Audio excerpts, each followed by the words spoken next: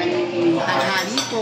Hello, Elsie. Tatanong mo po, Vice, kamusta naman po ang unang araw niyo sa City Hall bilang Vice Mayor? Well, yung unang araw kasi was a transition day. And then after ng transition namin, pagpasok sa opisina, doon na kami nag-oath-taking. But to be honest, challenging.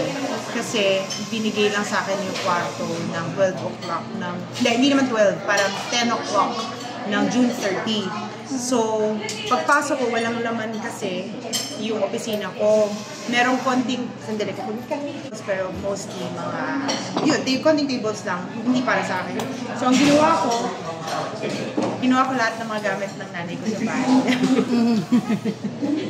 Kaya yung laman ng opisina ko, akala nyo ang ganda-ganda na. Sa totoo lang, yung mesa ko, dining table yun. Tapos ginawa ko yung mga dining chairs. O, diba? Ano yan? Inayos natin ang maayos. Kasi yung mga painting ng mama ko, hiniram ko naman na. Kasi alam ko maraming pupunta sa paintings, maraming pupunta sa inaugurals. Inayos ko. Kaya mami, kung nakikita mo ito, kung nababagin sa akin na nabawa ko naman. Vice, kamusta naman ang pagiging presiding officer niyo po? Well, alam mo, to be honest, kasi bata pa lang ako. Around 15 years old siguro.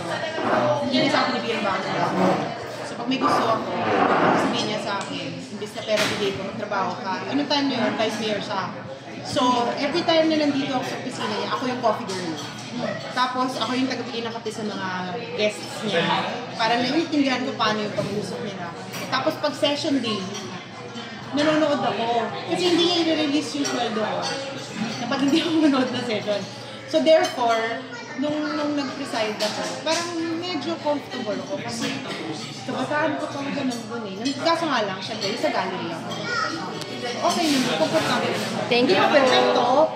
Pero okay naman. Thank you, Vice. Thank you, Vice. Pwede naman tayo magkwento na kung makain.